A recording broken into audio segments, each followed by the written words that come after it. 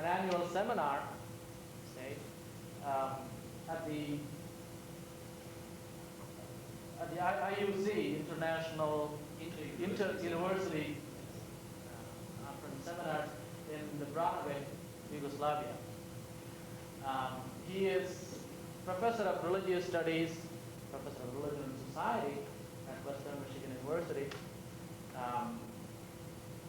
His publications include his work on the critical theory of religion, the Frankfurt School, and more recently, critical theory to communicative political theology.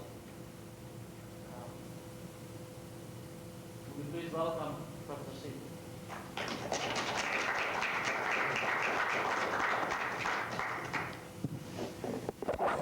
This thing on first, is that right? Okay. Very good. That's technology here. This is not my field. Okay. Okay, is it all right? Now I have to liberate myself here a little bit with all these strange things. Okay. First of all, I would like to tell you that I'm very happy to be here. This is not a strange place to me. I have taught here, I remember tonight, I have taught here in the continuing education program of Western Michigan University. And I have always admired this place because it's really beautiful, particularly the lakes around here and the ducks, which have always been an object of my meditation during whenever I've taught here. Now, what I would like to do tonight, I don't want to read a paper to you, of course, because it's terribly boring papers, and I've just gone through one in Chicago. But what I would like to do is to invite you to a discourse tonight, a discourse about values and about meaning, and this in the context of religion and science, or the religious and the secular, and science is, of course, one of the great factors of secularization in the Western civilization in the last 400 years.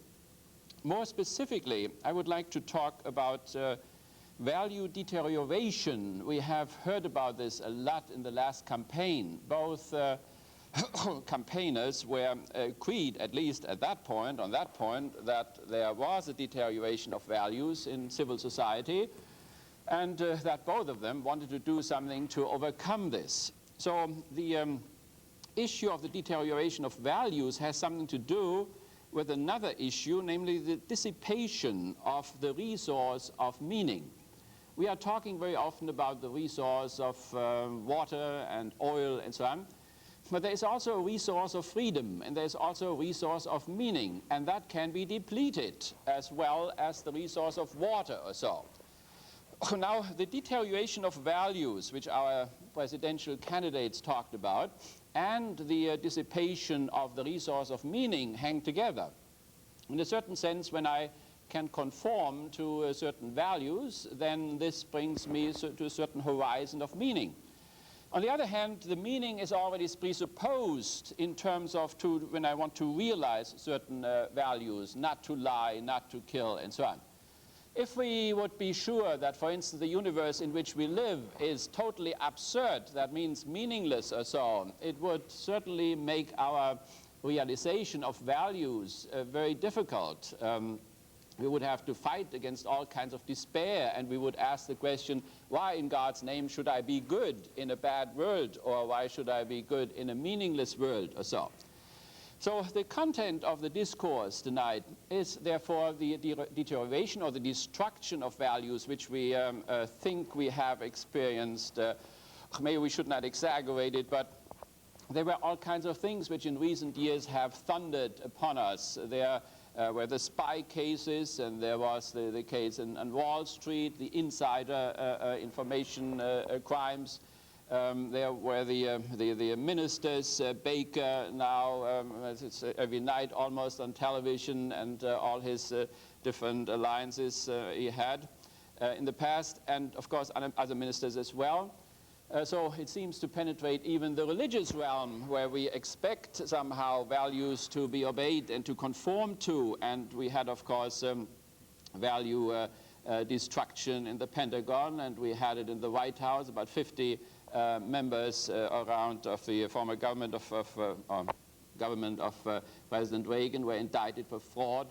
We had in the Mies administration of justice difficulties and so on. So I think this is why we have come together tonight in a certain sense, because we are worried. There is a certain wave of anxiety somehow, and which was aired during the campaign.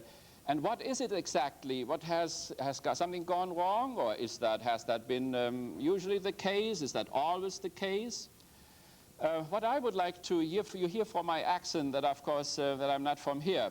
I would therefore right away say that these symptoms of value destruction and meaning dissipation which we experience here may go much deeper than we may think. During the campaign, it sounded very often as if we had stable values on which we all agreed, but that there were some people who were not conformed to them. So in that case, all what you have to do in a new or old administration is then to press people that they conform to the values which we have. We could call that some kind of a relative value crisis.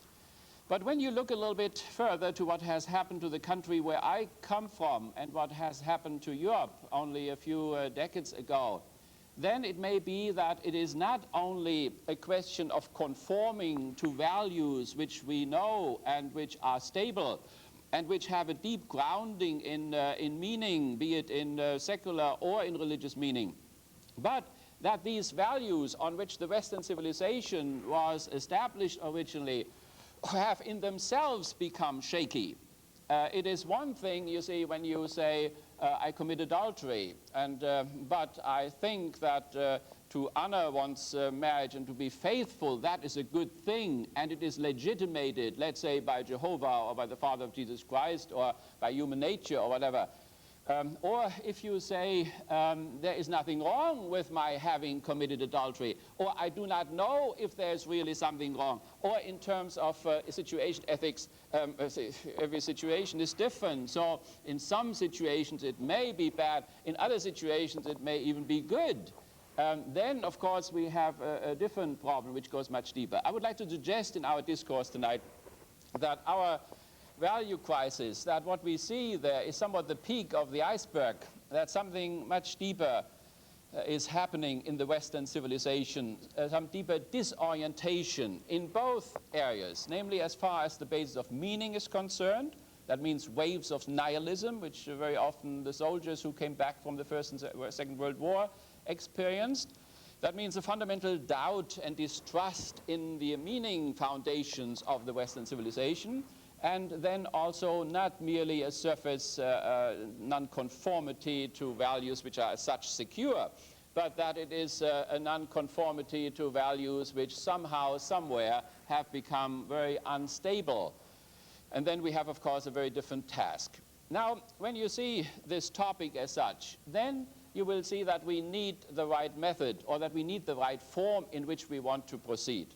Because when you look at our students very often, where I teach here or in Canada or in Europe or in Eastern Europe, Western Europe and so on, then our students are haunted by a tremendous type of confusion. As a matter of fact, it is almost a noble thing to be confused. As a matter of fact, when the professor is confused, then everybody likes him because he's like everybody else. I just ask why a professor is confused, should be paid for his confusion. Why should one pay anybody for its confusion? Obviously, a professor should help to get out of the confusion. So how does one do this? For this, it is important to have the right form now. I call this form discourse. I define discourse as future-oriented remembrance. Future-oriented remembrance. That's hard to remember. Of human suffering with the practical intent to diminish the suffering. Future-oriented remembrance of human suffering with the practical intent to diminish the suffering. Obviously, when we are more specific tonight, the insecurity about values is an insecurity about expectations. If certain values become shaky, you cannot expect anymore that your husband will be faithful because there is no real agreement upon this any longer, and so on. So therefore, the suffering which comes from a breakdown of values and the breakdown of meaning.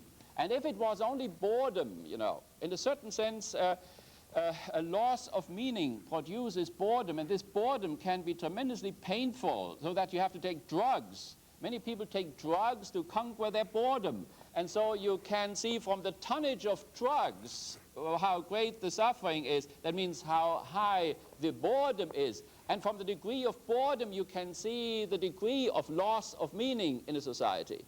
So it is therefore not to go at the supplier, you know, and shoot him down or whatever.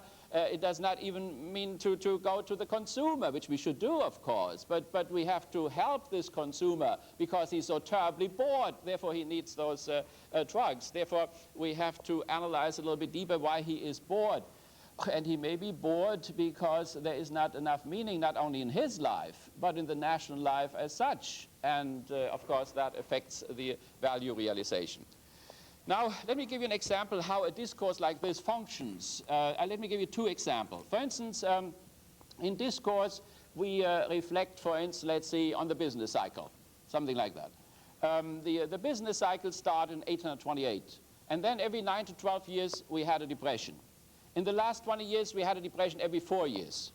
In 1981, 82, 83, 1 million cars were standing in Detroit, and people had to be fired up to 13%.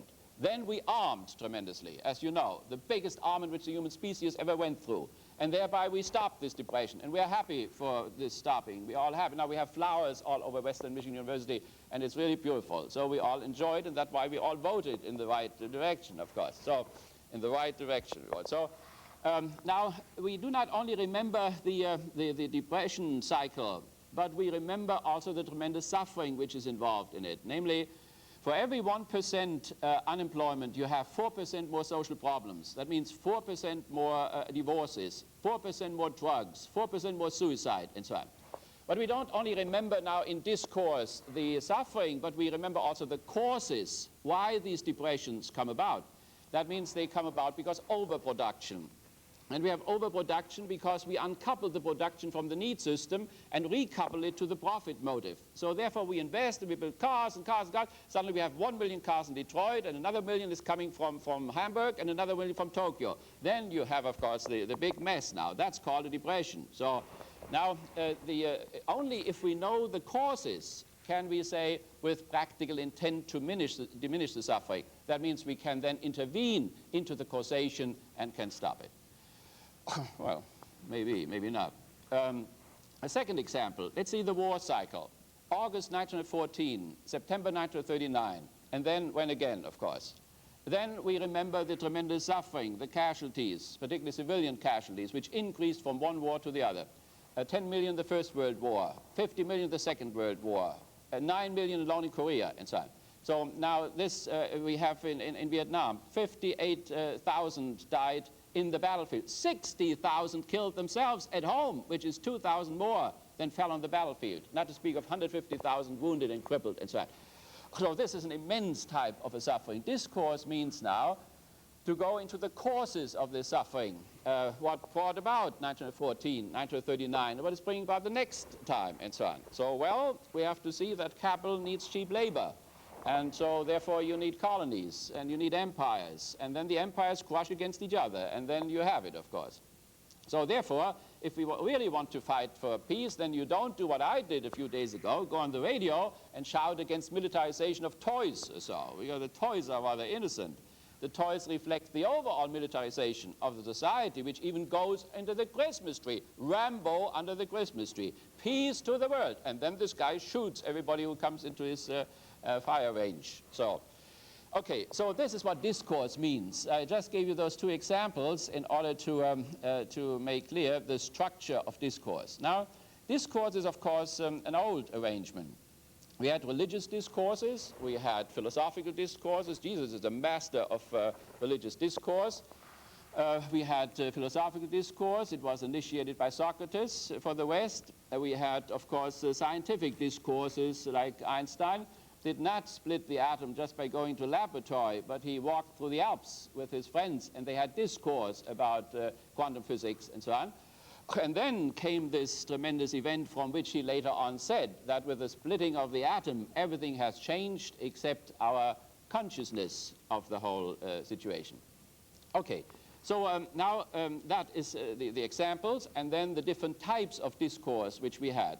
I may add here to it that, of course, in all these discourses, even the scientific discourses, the problem of value and the problem of meaning somehow arises continually. The scientific discourse, particularly in terms of quantum physics, particularly after the bomb had fallen, suddenly the scientific discourse transformed itself into a philosophical one and into a religious one, and one explored somehow what values would be necessary in order to stop what they had just initiated. As soon as the bomb, the Trinity bomb, all of these beautiful religious names, these things, when the Trinity bomb had been exploded, then suddenly Oppenheimer and Einstein and so on, they all wrote postcards to Truman not to use it, which is, of course, a strange type of thing, and used values then to argue, which of course, were usually not part of the scientific discourse as such. So we see that scientists have become aware that their instrumental scientific discourse is embedded in a more communicative discourse, that they cannot just blow things up and then not remember what, or foresee the consequences. So suddenly they came up with humanitarian values because of which one should not throw the bomb on Hiroshima and Nagasaki. One should throw the bomb rather on an island and send a picture to the emperor in Tokyo. Or one should bomb at least a bombed out city already, which was bombed out. No, they had to throw the bomb on a flat city and a city in the mountains so that they would see, what the air is doing in the process. So then that means the scientific and the politicians then, of course, cared about the instrumental rationality, but they did not care very much about the communicative rationality, which the scientists suddenly had discovered a little bit late, I would say. Okay. Now, finally, as far as discourse, I would like to mention another point. There are certain aspects to a discourse which one has to obey if it should cut out of the confusion and if we should have some results about the destruction of values in our society or the dissipation of meaning. The first issue is we could, of course, have a discourse on values by simply inviting the Pope or the Dalai Lama. They know everything, so therefore we would have all the solution.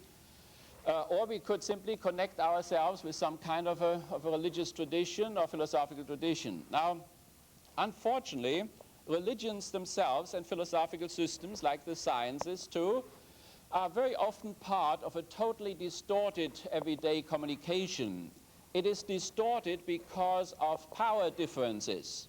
If, for instance, men are more powerful than women, then the whole discourse gets, or the everyday talk gets distorted because men have to say all the time that women are the weak sex. Why do they have to say this? Because they want to dominate them, and therefore they have to say all the time that these poor women need so much help there. Therefore, we have to control all this whole thing and so on. So that means, or where we have difference between white and black, or between owners and workers, and so on. All these things need continually justification. Why this difference in power? And therefore, because we need this, the justification, therefore we have to distort communication all the time. So whatever we take, the Greeks thought that women had no soul, for instance, in order to dominate them. That was a good thing. What they meant was that women could not think the particular and the universal together. Well, they could if they had educated them, because they educated heteres, prostitutes, and they learned a lot, these girls. So therefore everybody else could have learned too. No, they said they cannot think, therefore we cannot educate them. And because they didn't educate them, therefore they couldn't think. So therefore one could keep them on their place. And we know all these tricks. So nevertheless, we therefore have to base the discourse on something which hopefully is not dependent on the systematically distorted communication of everyday life. And that is what we call an ideal speech situation. That means that we let the rationality of language as such come to the foreground. We let language do what it wants to do. That is what children do, of course. When children sit around the table and tell about their tremendous sexual experiences, everybody says, "Shut up, Johnny, don't say this." Well, then he learns to shut up, of course. So, but I remember once when I was in Canada and I had worked for 6 weeks, and I wanted to have another visa there to stay for another year to teach at another university.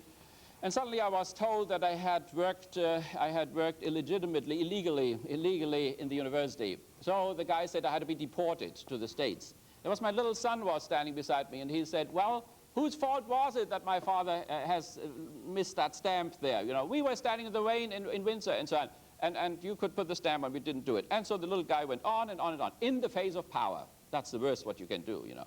So in the face of power, you have to distort things, of course, in order to survive. No, he went on and did what language wanted him to do, to say the truth.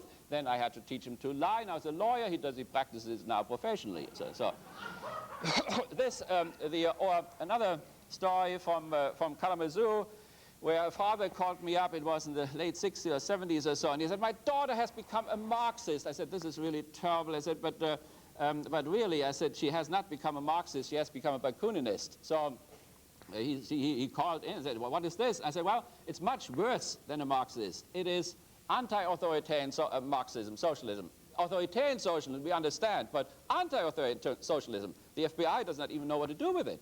So he said, my God, how did this happen? We don't send our children to Western, you know, in order to become this, what is it, Bakunism? I said, well, but these children, you know, they have to live in this society for a long time, so they want to clean some slums up and put some lights into the slums, and so what's wrong with this? Well, he said, look, we all know that this society is rotten, you know, but to grow up means to adjust yourself to it, and therefore to shut up, you know, or when you talk, then to talk, you know, the normal way. Now, the normal way is the distorted way, of course. So now, if we want to talk about values or meaning in the normal, distorted way, like Walter Cronkite or so, we would hardly get anywhere. So, therefore, to step out of it, we would have to base it on the ideal speech situation. Or we can say that discourse is an anticipation of an unlimited communication community.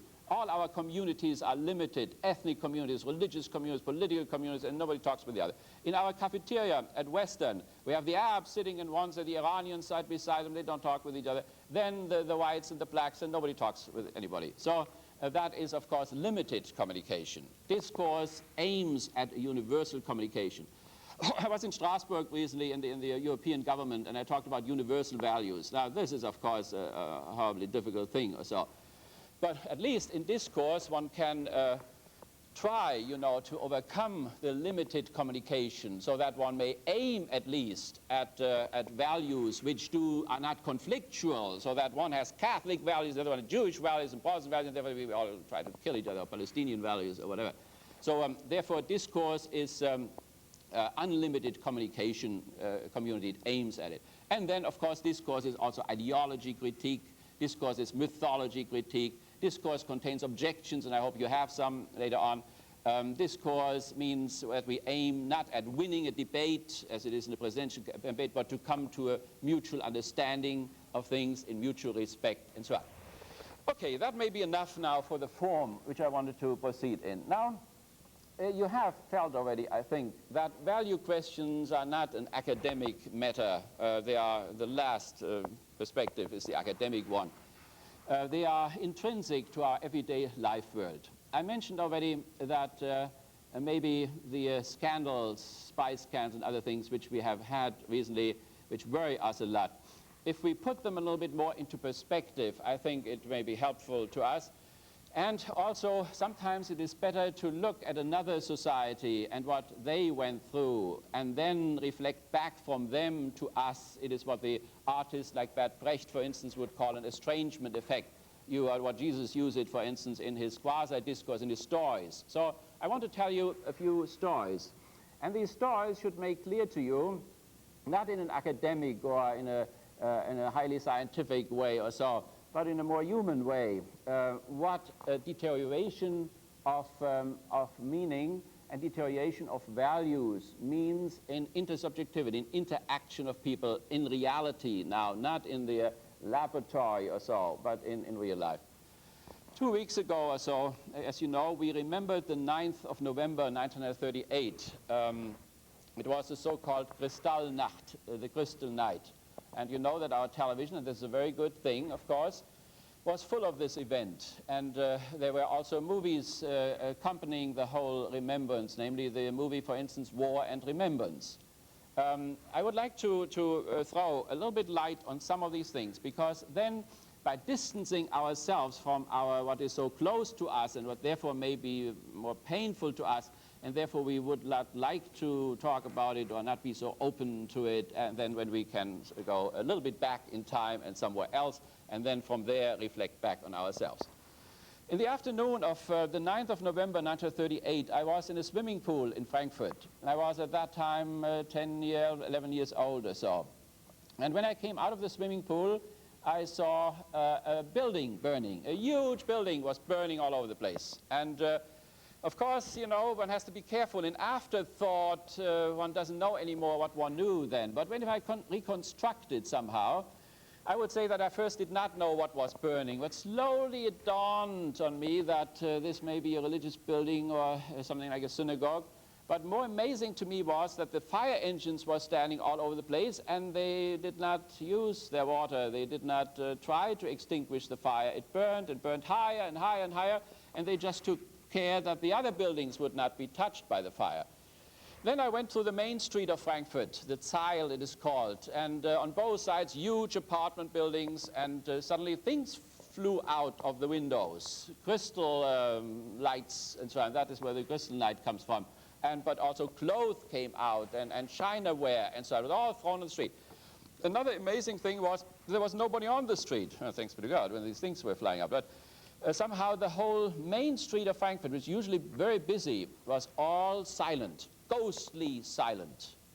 There was no police, but there were where the SS was there in the black uniforms, and then the SA in the brown uniforms, and then the Hitler Youth jumped around all over the place, and they threw these things out. I'm not entirely clear if what I thought about this, but I think it came to me that these buildings had Jewish names. And so that there was something going on. It was, of course, not called Crystal Night at that moment. See, this is always in the afterthought. Everything's so much easier about this stuff. But nevertheless, that there was something very strange, if not criminal, going on. That was in the air, so to speak. At night, it became clear then that 83 Jews had been killed, or rather the next morning, that 83 Jews had been killed during the night, and that about 32,000 Jews were transported into concentration camps. Of course, they had been transported into concentration camps before, but then the Kristallnacht gave the signal for an all-out process now, which contained in itself the most massive moral disaster which the Western civilization had ever gone through. That means the most disastrous breakdown of Christian or humanistic values and meanings which the West had stood for many, many centuries. So, amazing enough, you know, the churches said nothing. The humanistic school into which I went said nothing. There was a conspiracy of silence about this total breakdown of a whole culture, of a whole civilization. Story number one. Now story number two. A few days later, I pushed my bicycle to the humanistic high school. It was called the Lessing Gymnasium, a high school named after the great German enlightener Lessing. And so I was late again, but I had a reason this time. The chain on my bicycle didn't work. So as I pushed my bike at 10 minutes to 8 in the morning down to this entrance of my school there, I saw an old little lady walking before me, and she carried 2 suitcases. And so I thought, this is strange. She had to stop sometimes, and she pulled it up again, went a few steps, put it down. So I made the connection, and I approached her from the back and said, look, why don't you put your suitcases on my bike there? When she turned around, you had the yellow star on the left side. And so she was very frightened. And so I repeated my offer and said, why? Because Aryans were not supposed to talk to Semites. And so I said, I want to put your suitcases on my bicycle, and then we can roll down there. Where do you go? She said, well, the SS came last night, 2 o'clock, to my house, and they told me I should pack everything what I can. and then I should go to the basement of the Lessing Gymnasium. So she was just going to the basement of the Lessing Gymnasium. So, well, I put her stuff on my bike, and we rolled down there. When we came to the entrance, an SS-man came up with his skulls here and at the collar, and he looked at me, and he looked at her. I was, of course, young and clean, this guy's wear. And then he said, "What are you doing?" Well, I said, "I helped this old lady to carry those suitcases on my bike wherever in this basement." And he started to shout and to scream. "How can you, as an Aryan boy, carry the suitcases of a Jewish pig?" I know that what I said. I said she didn't look like a pig. She looked like my grandmother.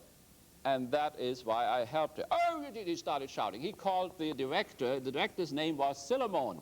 And he had written a book on history from the Aryan perspective, which you can believe that this was distorted communication, even into the footnotes. Nevertheless, he was called in, and he was told now that he had to punish me for this horrible crime to have helped a Jewish pig to carry those suitcases. Well, Silemon murmured something into his white beard and said, yes, it would be taken care of, and so on and so on. I must say, to the honor of these humanists and Christians in that school, that I was never punished. There was enough values, humanistic and Christian values, left that to help a victim would not be punished. I was never punished for it. As a matter of fact, I was an anti-Nazi in the German Catholic youth underground. So when I came back from the war, I was a prisoner in this country, and then was educated here to democratize Germany, which I did not do with great success, I would say. And nevertheless, later when I came back, I had to write little certificates for my teachers that in spite of the fact that they were in the Nazi party, they had not been Nazis. By the way, strangely enough, it was at least half true, maybe 2/3 of it even. So nevertheless, when I went up this morning, and it is so clear to me as it was 50 years ago, the doors were open of different rooms, and in one room there was a priest who taught Hebrew, and he read the Torah with his students, namely the Genesis. And I still have the words in my ear, that God created Adam and Eve and created them according to his image. And all the images were down in the basement. Thousands of Jews prepared for deportation to the work and death camps. And 1 or 2 stories up there, somebody teaches the Torah about the man created according to the image of God. There you see what a discrepancy there is very often between the actions of people and that what somewhere they still pay lip service to, but which values and meanings which are no longer operative whatsoever. If you have a situation in a society where you have values where people are no longer conformed to, you can only do 2 things. Either you pull them up to these values again and restore integrity, or you have to pull the values down to the behavior, and that is called fascism. Okay, so in another room where I went there, before I got to my own room, there was a teacher who visited Athens every year. He was committed to the humanistic values, and these are the 2 value sets of the West, Athens and Jerusalem. And he taught at the Iliad of Homer with him, and talked about the sources of Western humanism and all this and so on.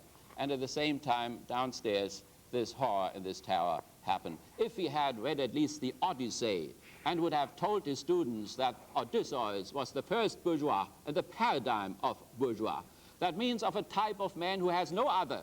And whenever he has another, he instrumentalizes him, even in business friends terms. Then he would have done something for the enlightenment of his children. But unfortunately, there was a tremendous theory deficiency in Germany, so that there were no categories there in order to grasp the tremendous catastrophe, moral catastrophe, value catastrophe, meaning catastrophe, which was overrunning the people. Now those elite guys, it was a bourgeois gymnasium, and I was the only little proletarian token guy whom they had in there. One should have expected, you know, that their Christian tradition or their Jewish tradition or their humanistic tradition would have given them the sufficient insight. After all, similar things happened in the late Roman Empire. I mean, culture and civilizations have broken down before, and they knew it. And Greek broke down, and Rome broke down. So they should have known what happens when civilizations broke down. But there was little enlightenment. When I left in the afternoon the school, I looked back at the door, and above the door was written in Latin, non scole dat vitae dissimus, not for the school, but for the life we learn. That was utter cynicism. Nothing we learned for life. That means these schools had become obsolete. They were good as long as the capitalistic system was normal. But as the capitalist system moved into its utter crisis through depression and wars and so on, when barbarism broke loose, there was absolutely no guidance as far as this type of education was concerned. Story number 3. 3 or 4 classes above me, there was a fellow who became the assistant of Colonel von Stauffenberg, who is the one who tried to assassinate Hitler, unfortunately too late. The Stauffenberg went from one confessional to the other. You know what a confessional is? Nobody goes into it anymore. But in Catholicism, people were used to go to confession. I'm probably the only last one who still goes. Nevertheless, Stauffenberg went from one... You too? Okay. Nevertheless, Stauffenberg went from one confessional to the other in order to find out if he could kill Hitler. Now, all the little priests in there, they were, of course, shaken by the question already. And, of course, they all said no. That is, of course, a value question now. They said no, to kill Hitler was killing, and it was against the Decalogue, and therefore it could not be done. God doesn't like people to be killed. Well, finally he found a very smart priest, a Jesuit, of course, and the Jesuit could remember. He could remember that tyrannicide was part of the right to self-defense. And so he gave him the okay. So then Stauffenberg went in the Fieseler Storch in a little airplane with his suitcase and the dynamite in it. See, even if good people, you know, want to do things like that, they are usually not technically equipped to do it adequately. So they have to hire somebody from the mafia who knows these things better. Nevertheless, he went there into the Wolfschanze in East Prussia and put this thing right at the foot of the table there. It was an oak table, and so it did blow up the table. It blew up the table, but not Hitler. It was the wrong thing which was blown up. So nevertheless, he flew back, Stauffenberg flew back, and he thought it had, you know, it was a big noise, so he thought he had annihilated the tyrant. But when he landed in Berlin, Hitler had already gone on the radio and had told his people that Providence had saved him from his traitors. And so you see here, of course, the horrible distortion of religion, the total perversion of religion. If only a few years ago, John the 23rd made clear, you know, that the capitalistic system and the class system is not providential. And certainly not the leaders who lead societies like this, but that was afterwards. Obviously, Hitler got away with this. He told people all the time that he was sent by Providence and all, that they believed it all.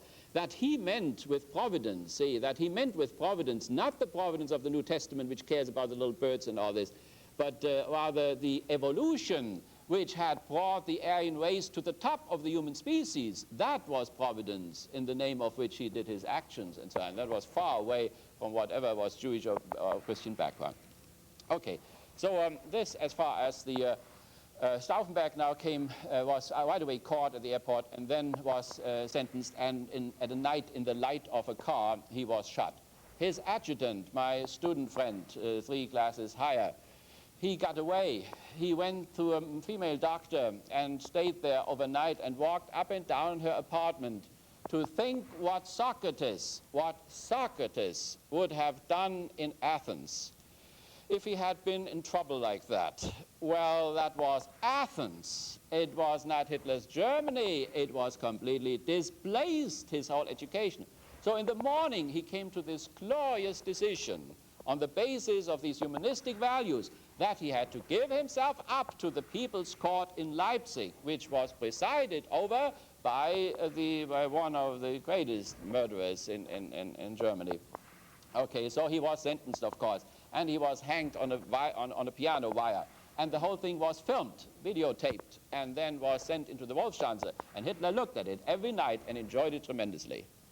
Now, the last story which I want to tell, in order to show a little bit deeper even what it means in Western civilization when values break down and when meaning disappears from the horizon of masses of people, and when they submit to leaders which are nihilistic in their fundamental approach to life and to being and so on. The scene which I want to describe to you now was on came through in that movie War and Memory. And there was one scene where Heinrich Himmler, the Reichsführer of the SS, that means the general of the SS and of the Gestapo, made an inspection trip to a labor camp near Höchst, near Frankfurt, where the IG Farben industry, 50 times bigger than Upjohn, a monopoly in Germany, was situated. And these labor camps were there in order to bring, of course, to have cheap labor. Our corporations, as you know, they bring their tools to Thailand. The German corporations brought the workers into the factories. These were the concentration camps. They were working camps for Thyssen and for Krupp and for IG Farben. When Upjohn and other people around here pay 35 cents in Mexico and in South Africa, Upjohn too, and Kellogg, then, of course, that is exactly what was paid in the concentration camps, about 35 cents. That means that what went into their clothing and their bags, which were also built by the corporations, and of course the food was supplied and so on. So what Himmler said was that the work went so well that he wanted to increase the whole complex by 1/3 and so on. So then afterwards they went out to have lunch, Himmler and his staff, and then there's a historical episode. And after lunch he said, now what about the dessert? And the dessert was an inspection of the death camps which were connected with the labor camps. The labor camps became death camps when an SS-man stood there and looked at people and asked if they could still produce surplus labor or if they could not produce surplus labor.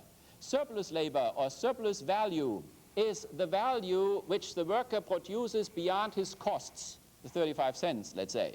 The lower the income of the worker, the higher is the surplus value. The slave, of course, thinks he works all day long for the surplus value, but he also works for himself. The feudal serf knew it exactly where it was divided. 3 days, 4 days for his master, 2 days for himself. He worked during the week. The wage laborer today thinks he works all day long for himself, but he works only maybe 1 day or a half day for himself, and the rest for his master's surplus value. Now, those who could produce surplus value went into these camps and worked. Those who were too old to produce surplus value, they went into the death camps. And those who were not old enough yet, and their mothers, went to the death camps, together with Wagner music, usually. Okay, now, when Himmler went then to this other place, to this death thing, where there were 2 halls where people got undressed, and then there were the 2 death places where they had to go, and so on. And there he waited for the people to come. The people came in a train. They came from Holland, Jews from Holland. They were addressed in German and were addressed in Dutch. And they were told that they would go into beautiful labor camps. They would get a good income from it, and they would have only to go through a disinfection process. And therefore, they would be brought to those halls there. And so they were put there. Men and women went separately. When they were separated, they usually found out what was going on. That was the first time when it dawned to them that they may be on the track to death camps. Until then, they could not believe it. So then they wept, and the women went in one, men into another one. They had to undress. Then nakedly, they had to run out, men first, covering their circumcision and so on in shame before these SS-men and their cynicism and the German shepherd dogs and so on. And then the women, naked, running with their children, also to the death camps. Then both chambers were locked up, and then a Red Cross car came and brought the pellets, which we use for execution here too. We put them under the seat of the guy whom we want to execute. They put them, a whole box them into each room, and then the gas came out of it. And then, of course, people, if they would breathe deeply, they would die soon. But they're afraid, so they breathe shallow, and therefore they go on and go on in a terrible agony. The gas is heavy, it goes down, the children are lifted up, and then, of course, when the mother is suffocated, the child falls down too and dies inside. Later on, and here we come to science and technology, you see, once science brought us a tremendous idea of a utopia, of a better life and so on. In this century, science has allied itself with the most destructive forces. They improved these places, chemists, physicists, engineers, they improved these places continually.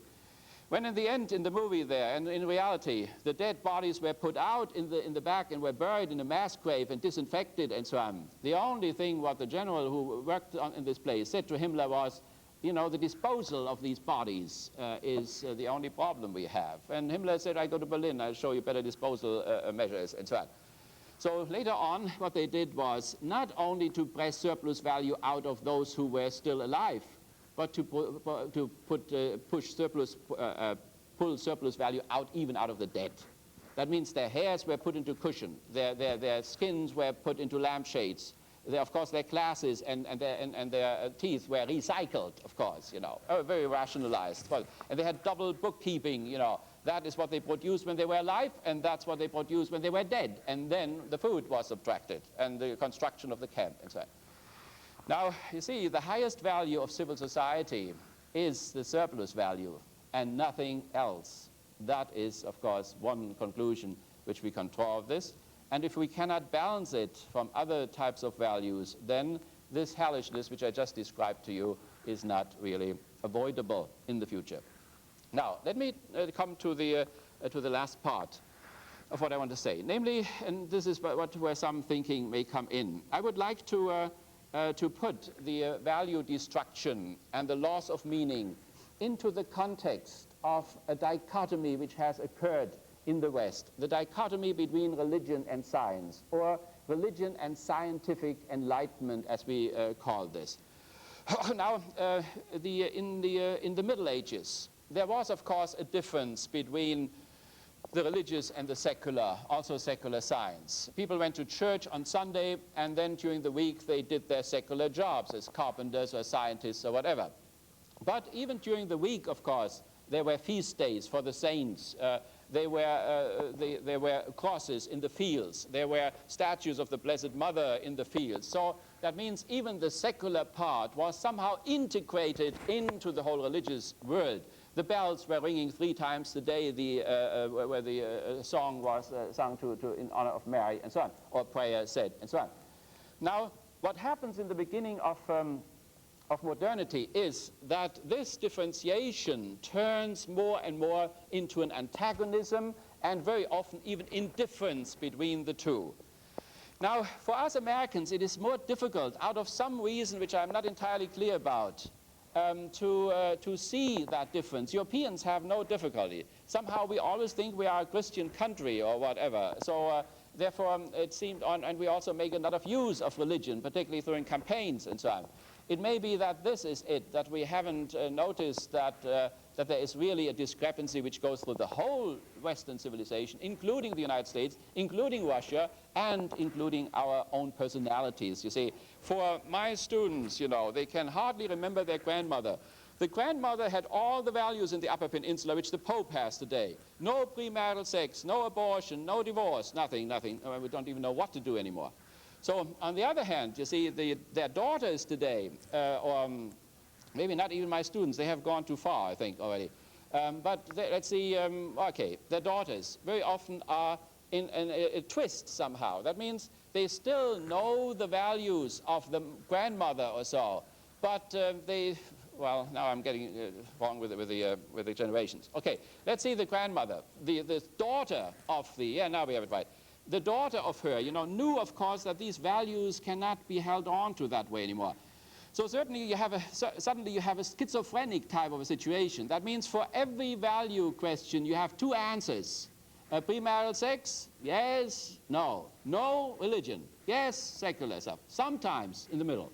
So then in terms of divorce, no divorce, no. But then sometimes in some situations it's necessary, you have to. So yes, divorce. So with euthanasia, so with abortion, so with everything else. A schizophrenic situation. Now, the daughter of this daughter, the grandchild and so on, in my class now, can hardly remember what the grandmother in the Upper Peninsula held on to. Maybe she can vaguely remember that her mother was schizophrenic.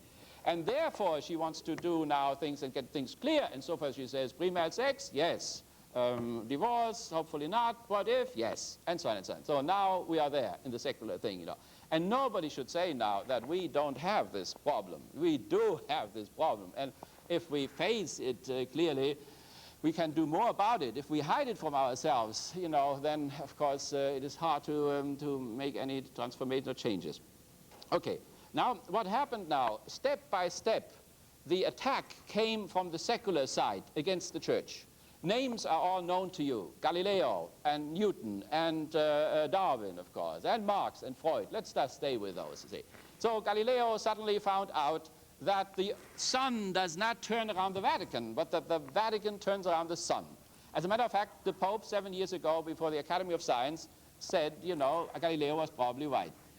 But slow learners, you see, slow learners, 400 years, and I think it's not even any totally right anymore after Einstein and so on. So when they finally get the idea, you know, everything has already moved somewhere else. So this makes great difficulties in terms of meaning and values, particularly the credibility problem, you see.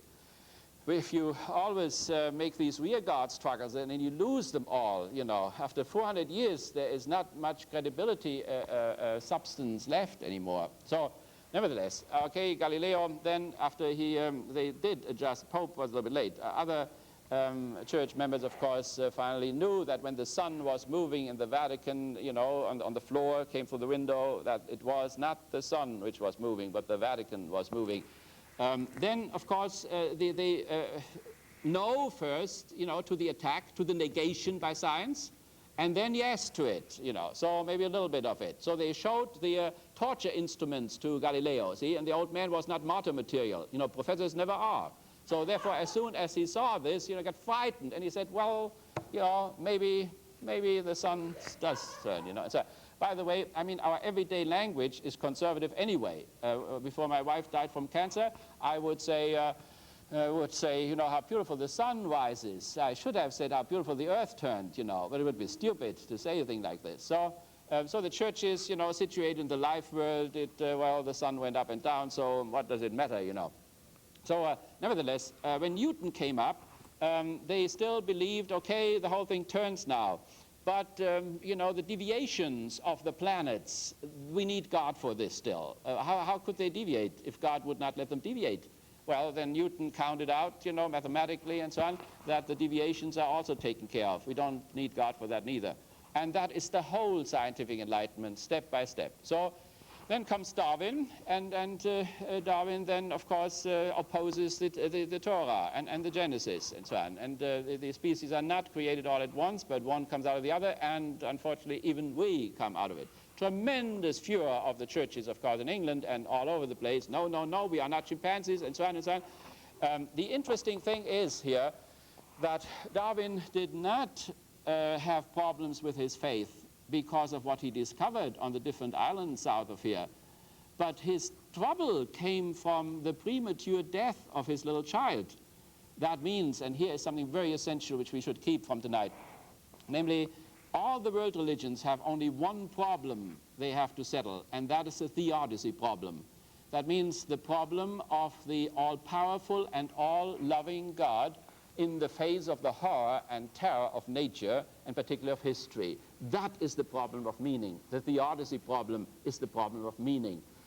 When a religion can answer this question by saying we have to suffer because we have sinned secretly, or because we are tested, or because God lets it happen, or because we should repent, and so on, then the religions go up. When these answers become implausible, then the religion declines. See, our crisis of religion at this moment is not only the result of a credibility problem which has accumulated 400 years, but the problem is that you cannot say about Auschwitz or Hiroshima, it was for secret sins. What sins? When the children took out at 8 o'clock in the morning their breakfast and the bomb was unleashed on a parachute a few thousand meters up beyond Hiroshima and so on. Or you cannot say about Auschwitz, it was a test. What kind of a test when 6 million people are dying? Or God let it happen. If God lets little Cunningham, who was recently raped and murdered on our campus, you know, If I stand there and I can prevent the murderer and I do not prevent him, then I'm worse than the murderer and the rapist.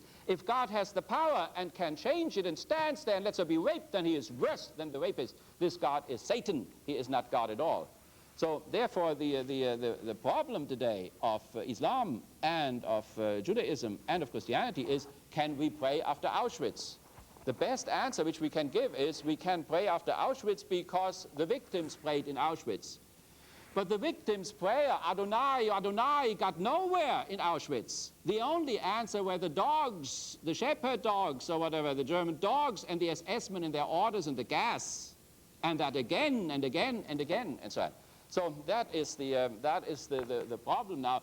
So even if we pray because the victims prayed, where do our prayers go, you know? Even the churches know that public prayers, you know, are most of the time not heard. And in Germany, we can even be happy that they were not heard because they all prayed for the Führer all the time, you see. So therefore, we can thank God, you know, for not having heard their prayers. Otherwise, Hitler would still be around all over the place.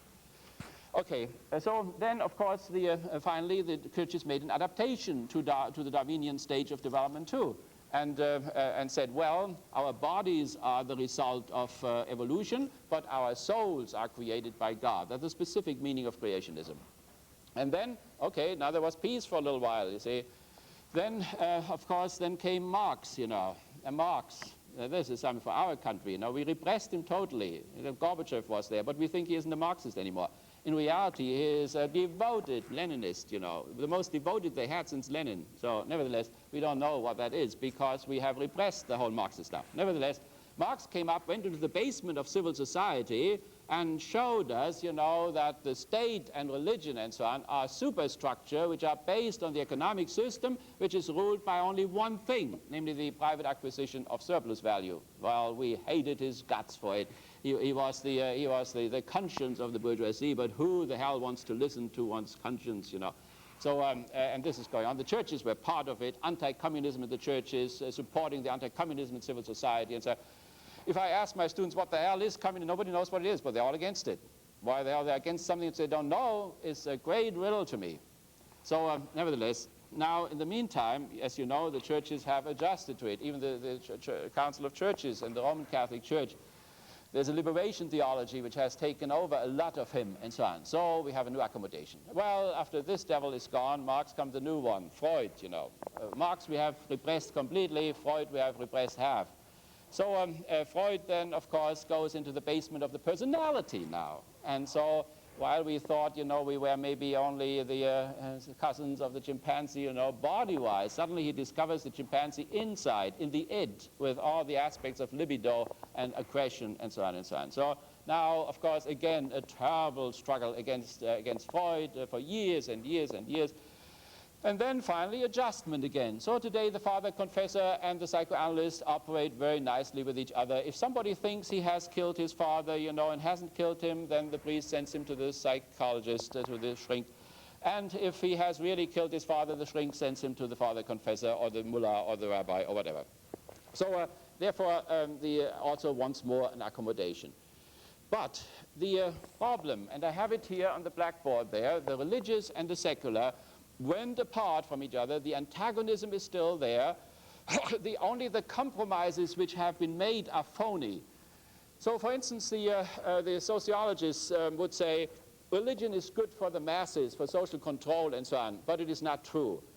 Now, no religion should ever have made this type of a compromise, of course, between the two, because a religion stands and falls with its truth claim. That means with its theodicy answer. If it says we are not true, our answer is not true, but somehow we are good for the people or so, that is the end of religion. So another one is that since the science has lost its utopia and the churches have lost their eschatology, both of them have somewhat become positivistic and equally dull and boring and so on. Therefore, they are now fitting together very nicely. And their struggle and their conflict, of course, does not of course, rock the chair, doesn't produce disturbances anymore in society. We have enough disturbances, so we don't want to have another one. Okay, so now, in addition to what we have now is what I have described is this antagonism. Now, what does that have to do with with values, and what does it have to do with meaning? The religion was, of course, responsible for both originally. That means God is the name for the where from and the where to. Particularly the where to, where we go. That is the source of meaning.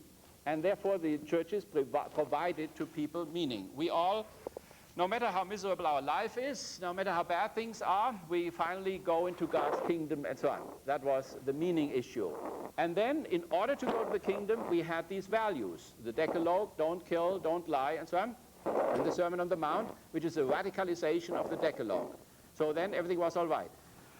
So now, with the discrepancy between the two, we have now, of course, secularism on the other side. We still have values, of course, but these values are no longer grounded in some kind of an absolute meaning or so. That means they hang in the air in a certain sense. That is enlightenment. But what has happened in the process of the Enlightenment is that it turned against itself and produced more fears and produced more dependence. How did that happen? For instance, the French Revolution turned, or the bourgeois Enlightenment, out of which our Constitution comes, turned into the guillotine, into state terror, into positivism, which dominates all our universities, and into fascism. Marxism turned into Stalinism, we know that. And then, of course, Freudianism turned into Pavlovianism in Russia, and in Skinnerianism over here. Our whole psychology department is, first of all, not a psychology department, and secondly, all Skinnerian. So this is, is the so-called dialectic of enlightenment. Now, if you see this on the side of scientific enlightenment, you can, of course, say, I don't want to have anything to do with something which went so wrong. And there are people, you know, the destructiveness of science, which increased the more it lost its utopia, namely the utopia to free us from fear and to make us masters of our faith. So you can cop out, but you can also do something else. Namely, you can reflect the dialectic of enlightenment into the enlightenment itself, and therefore become a more enlightened person, a more rational person. That is the option.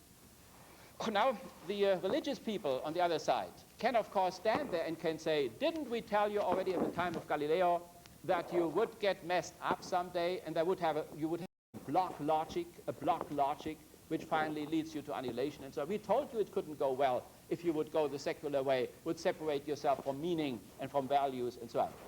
But the religious people, you see, unfortunately, have their own dialectic. The religion of love turned into the religion of the Crusades. I was just in Israel and gave a talk in Haifa, and then I went to all these places there where the Crusaders, you know, had done their tremendous work for 200 years and so on. When they went to Jerusalem, you know, and killed everybody in Jerusalem before they kneeled down before the graves, in the empty grave with their bloody uniforms, and that for 200 years. You know, and the religion of love turns further into witch hunting, you know. 10 million women were killed in the West, you know, for sleeping with Satan, which was pressed out of them by torture. The religious war from 1618 to 1648 in Europe, 40-year war, 30-year war, where more devastation happened in Germany between Protestant and Catholics than ever before in the European theater. So, so the crusade, and of course the pogroms against the Jews, every Good Friday, you know, the Christ killers, the God killers were massacred, and so on and so on. So, so on the other hand, the religion of truth became an ideology. That means false consciousness. The rationalization of personal and race and class and national interests and so on, and that means the religion allowed itself to legitimate any power group which came along: slaveholders, feudal lords, and owners of capital as well, and so on. So all that, you know, neither Jesus nor John the Baptist, who was more radical, nor Paul, who was less radical, would ever have had something in mind like this, nor Calvin or Luther or Zwingli or anybody like this. So now, when you see the whole history of religion as it has gone, you may have good reasons to say no to it and opt out. But I would suggest that there's also another possibility. You can reflect the misery of the history of religion and its cruelty into your faith community and into your faith position, and therefore you can conquer it in terms of repentance and in terms of anthropological revolution, or what Jesus called metanoia and so on, and you may be a more faithful person for that. But under no circumstances can you get away with any kind of a defense of this stuff. When I go to Yugoslavia or Eastern Europe and so on, and somebody tells me there, you know what Pacelli, Pius XII did, he blessed the fascist troops before he devastated our country and so on. But there is no defense. There is no defense whatsoever. And when the Pope looks out of his window and the Jews are put in the concentration camps, and he says no word whatsoever because he has a concordat with Hitler, and he cannot fall into Hitler's back as Hitler kills atheistic communists all over Russia, 25 million, by the way, and he cannot say anything, then we see in all that, you know, that what we have here are rather small matters in comparison what the whole Western civilization, of which we are, of course, a part, has in the meantime moved into. And these things have not been repaired whatsoever. If we think that was just 50 years ago and so on, you know, there were other things in between which we only know very well, which continue all this. Remember that the first fighters in Vietnam were SS troops who fought under the French flag as French foreign legionnaires who were surrounded by General Giap and were killed off. It was then when our troops entered and so on and so on. So there are many, many connections which we should reflect on. Now, there is now, we can now, at the end now, deduct three futures from this analysis, this dialectical analysis which I have given.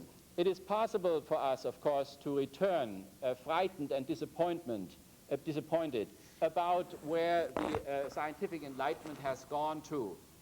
We can return to the religion of the fathers, to its values and to its meaning, and can try to find our home there again. And our fundamentalist brothers are doing this, of course. Fundamentalism is not going back to the originally pious person. As a matter of fact, we do not even know what this pious person looked like. We can only reconstruct him, maybe. A man who did not even know that there was an alternative to religion, that there was atheism, that there was deism, that there was agnosticism, who breathed and lived daily in God, and whatever came to him, he took it from God without questioning. There was no theodicy problem for him, because the suffering, the good things and the bad things all came from God, and he took it therefore. There was no problem as such. That is not fundamentalism.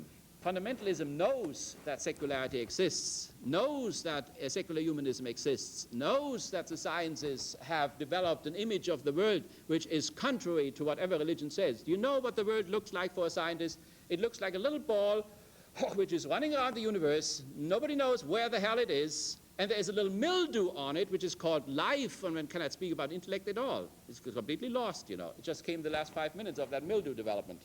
So this is what science looks like. It's rather disconsolate type of a picture, which is hard to something happened here.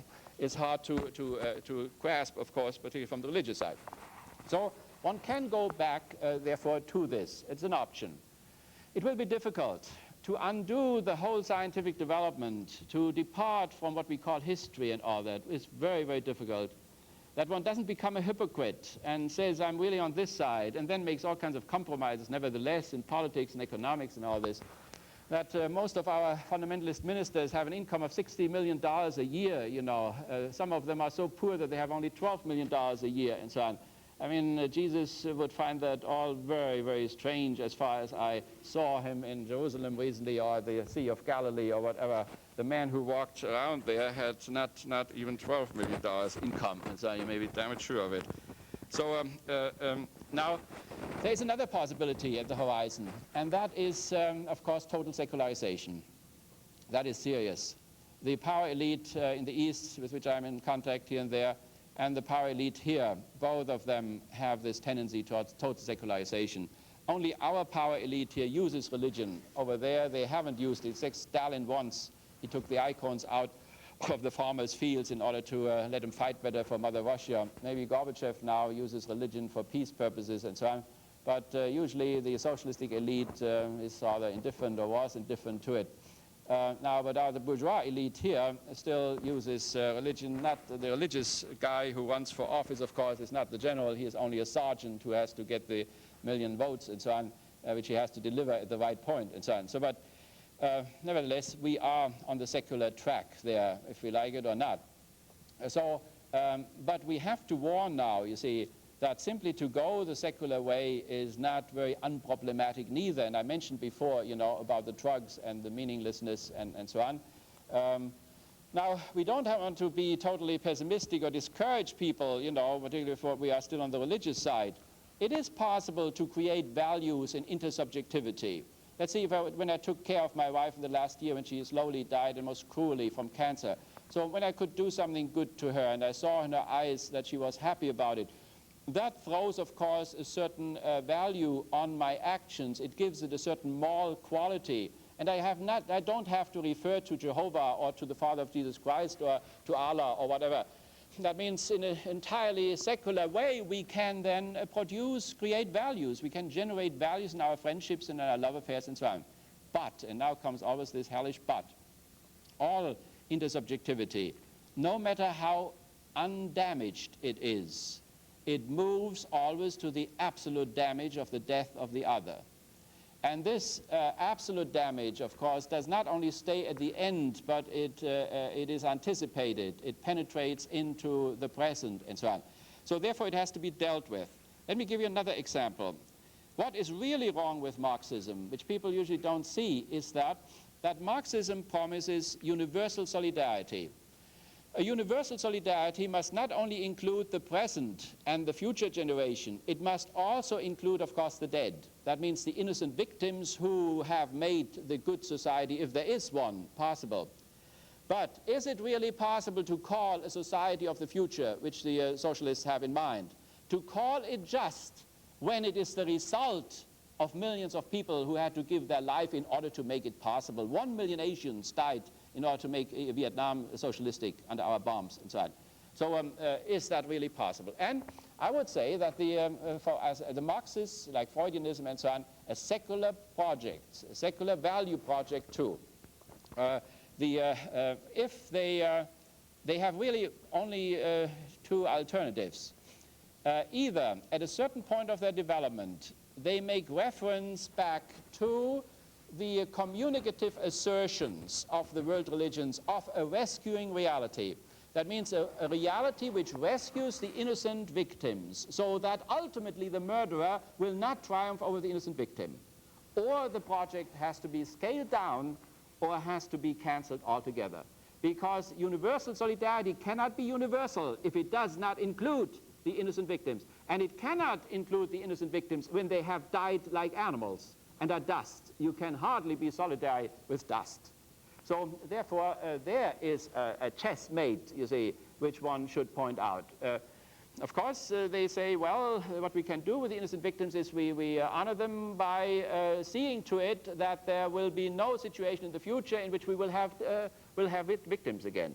That's very nice, particularly if it was successful, it would be very nice. Gorbachev is one of those guys who wants to do that, you see. But still, what about the victims, you know, who were tortured and were ruined and never had their day in court and so on? That remains in the background. So therefore, I would say there's a third and a last possibility. And I would, I'm personally most in favor of this, but that should not move you in any way. The possibility of a reconjugation. That means to overcome the present situation where on one side we have a godless world and on the other side a worldless God. The God to whom we pray on Sunday in church has nothing to do with economics, nothing to do with international relations or whatever, maybe with our soul, hopefully. So this is that is the problem. Now, is there a possibility? You have a problem or I have a problem? Yes. Okay, the third thing down here, that is the last thing that I say to your consolation. The problem which we have posed now, the negative, so to speak, the schizophrenia which has to be overcome, is the worldless God on the religious side, and then the godless world on the other side, that we cannot make the connections between them. Is it possible now, for instance, to bring about a new reconjugation, that we learn again to see the infinite in the finite, that we learn to see again the finite in the infinite?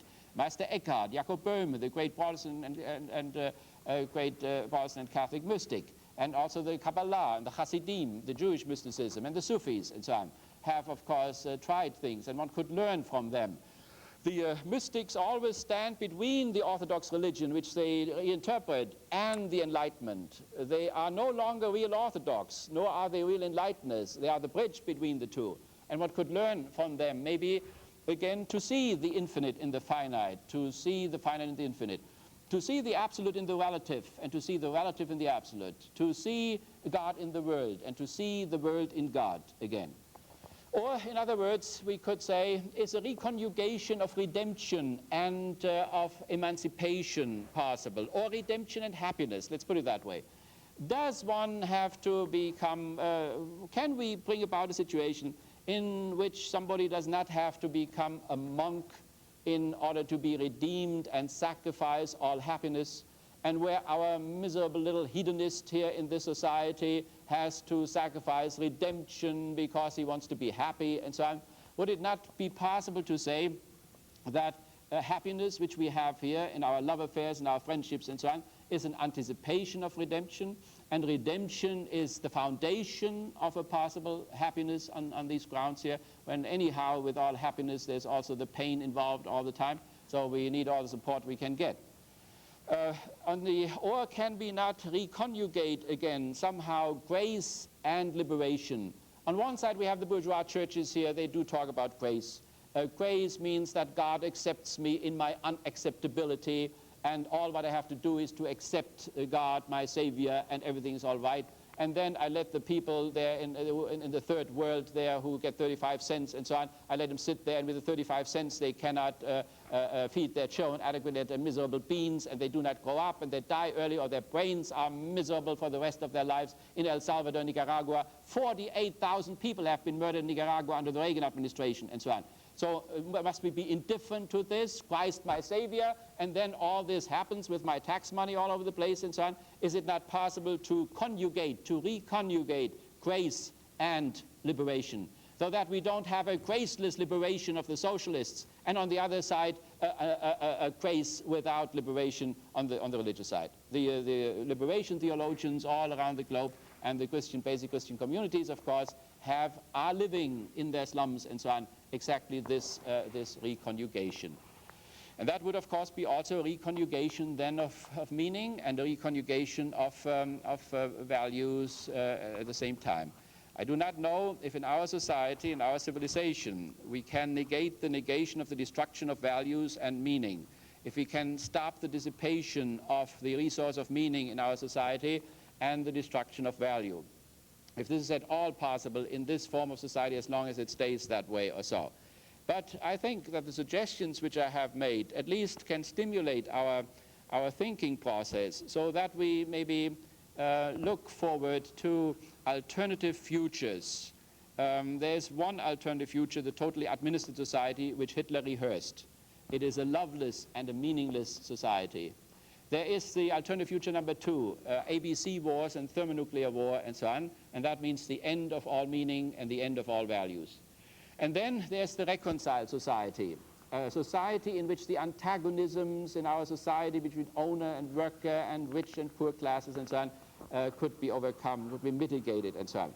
In such a society, it would be possible that this reconjugation, which I just mentioned, could take place between revelation and enlightenment, between redemption and happiness, between grace and liberation. That's all for tonight. Now, are there any questions? Do we have any objections or questions or clarification or something like this? Yes. Mm-hmm. Yes.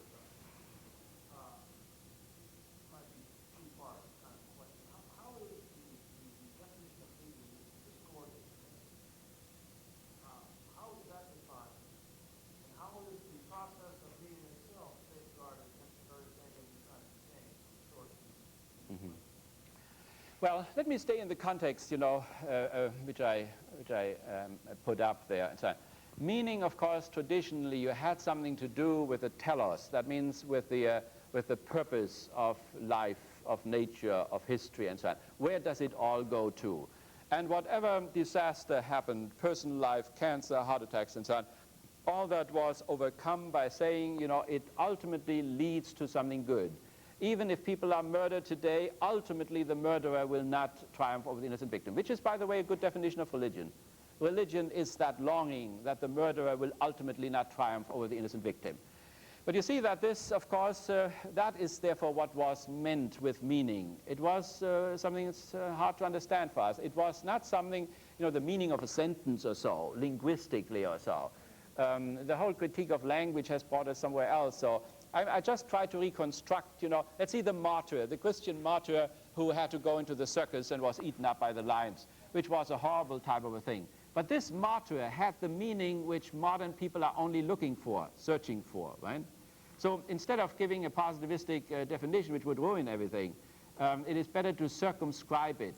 These martyrs had the meaning which we are searching for, looking for, and hope to find, but many of us are not able to find.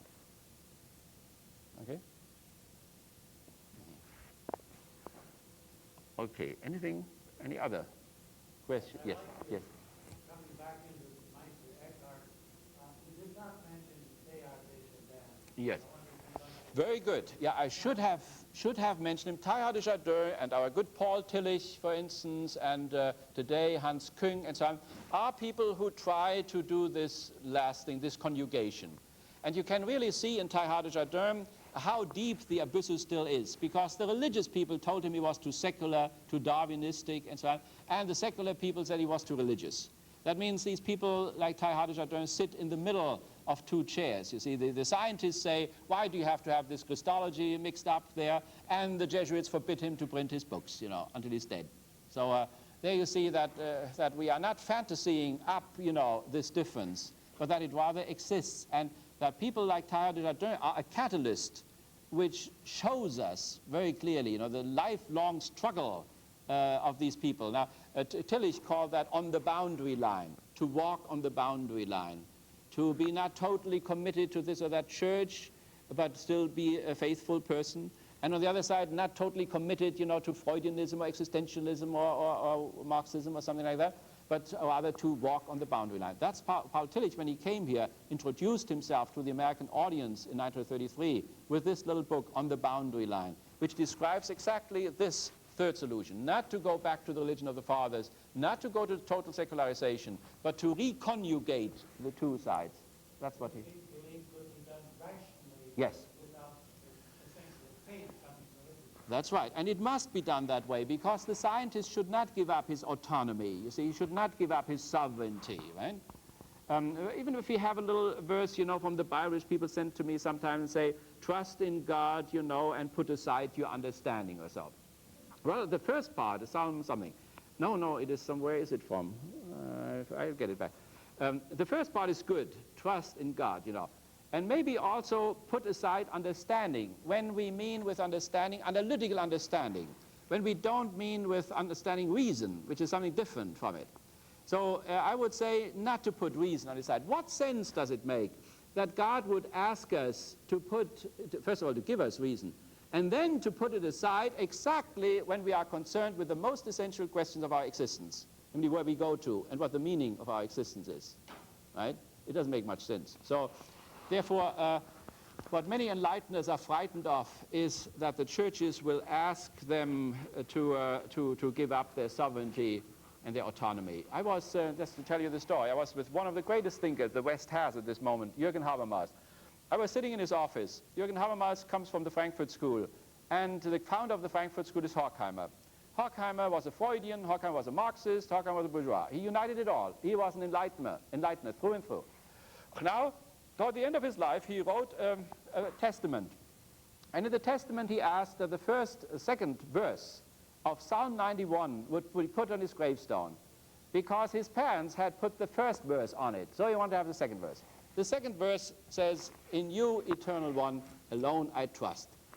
So I was sitting with Habermas there, and I said to him, Habermas, do you know what your master Horkheimer put on his gravestone? He said, no, I haven't heard about it. I said, well, he wrote, in you, eternal one, alone I trust. Well, there was at least 10 minutes silence. I was sitting there, and I did not know exactly what kind of a bomb I had thrown. But suddenly he stood up and he said, you know what? This man lost all sovereignty. This man lost all sovereignty, you see? That means for an enlightener, even if he would like to trust in God, but he does not want to be re-enchanted. He does not want to be re-tribalized. He wants to hold on to the sovereignty and the autonomy which is the result of 400 years of scientific enlightenment. And I think they are right. There should be a way where one can be faithful and sovereign, and we should work harder. Right? Now, there are extremes, you know, where one has to make the sacrificium intellectus, as this is called by the great saints, you know. But the great saints are always very extreme cases. In a very extreme case, you may surrender to God. But I don't think that this should be made a normal procedure. Does that make sense? Yeah. You happen to see the recent Life magazine in which these notable people were asked about the meaning of life? Mm-hmm. About 36 people, and I haven't seen it. I'm sure you can comment on it. Yeah, I wished I had seen it. I haven't seen it, no. Did you see that? Yeah. Can you tell us? Oh, yeah. Okay. Yeah. Yeah. Okay. I can tell Yeah. you this, that I thought that there were great coherence. There wasn't one person who seemed to agree with another. Yeah. Right. Well, but you have that on the religious side and you have that on the secular side. On the religious side also nobody agrees with anybody else, you know. In the last election, you know, about, what was it, Proposal A, almost every church had another position than any other church. So, yeah, that, of course, is part of the crisis now. And that is why I started out with the discourse affair. I think we should have learned, you know, to have public discourses about this. I was in the New York Times recently because of the abortion issue, and the Inquisition, the Holy Inquisition from Rome, called up the bishop that I had been in the wrong paper, the wrong place, and so on and so on. And so finally, the Rome wanted to know through the bishop why I had signed not pro-abortion, but that this should be discussed openly, and that one should not dictate any values to people, but that we should ask the judges and so on and so on. So then the bishop came, and so he asked me to make a statement to Rome, and I said the following thing. First of all, I said I'm not for abortion personally and so on. I have 7 children. I haven't had an abortion. I don't want to have an abortion, whatever. Number 2, I said, one cannot dictate these values to the people. Therefore, the church has to enter discourse with people. That means with the judges of the Supreme Court, because when they did not introduce it because of a value issue, for the Supreme Court, it is simply juridical sociology. That means what is the function of the criminalization or decriminalization of abortion? That's all. It has nothing to do for them with values at all. That means they say if we decriminalize it, what will be the consequence? We'll have less people in the back alleys and so on. If we criminalize it, we push everything into the underground, not only the babies die, but the mothers too, and so on. That's it. See? So let them talk. Let the mother talk. Let the women talk. After all, it is her womb. She's right. But also all the friends and the father and the relatives and the doctors and the hospitals and so on. And then let's see what the better reasons are. And one should also be an advocate for the embryo, you know. We don't know if the embryo is a person, but it's certainly life. And I don't think that, to remove any life is a life-friendly act as such, you know, whatever the motivation may be. So therefore, I would say let's have an open discourse, and that side, which brings up the better and more convincing and plausible reasons, you know, should then, that is how we should act. So that was my point. And then number 3, I made the point, you know, it's also which we have to bring in tonight. You cannot simply say to youngsters, you know, this is the value, you have to conform to it, either God says it or nature or whatever, and without at the same time helping, you know, to realize this value and showing ways how this value can be realized and create the conditions under which this value can be realized. If we have 1.5 million abortions a year, you need practically 3 million people, you know, in order to take care of them, to adopt them or what, you know. Who will organize all this? And you know, I mean, simply to sit there and to dictate and say, you know, this is against natural law or whatever, you know, or the Decalogue or whatever, without at the same time being helpful, you know. Now, some are helpful, you know, but not sufficient for this tremendous amount of whatever, 12 or 14 million abortions which have taken place since the Supreme Court decision. So that would mean millions, if you don't want to put them into an orphanage or whatever, then, and if they should, little bambinos should grow up normally and so on, you have to find parents and a home and you know, to make life nice. And so that one has, so these were the 3 points which I made at this point. I think they are important for our value discussion here, because, you know, it can be discussed on all kinds of levels, and the practical level is very important to create the action potential and the action situation in which values can really be realized, and not letting them hang up there in this abstraction up there. Right. Yes. Mm-hmm.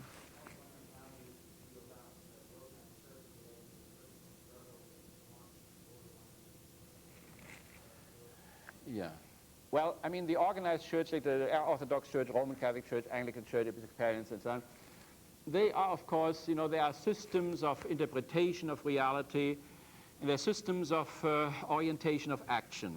That means, on the television recently, somebody asked me, couldn't the Pope finally change, you know, values in terms of negative artificial birth control or whatever? You know, couldn't he? Well, the answer which I gave was, he is, of course, obliged to maintain his orientation of action and his interpretation of reality.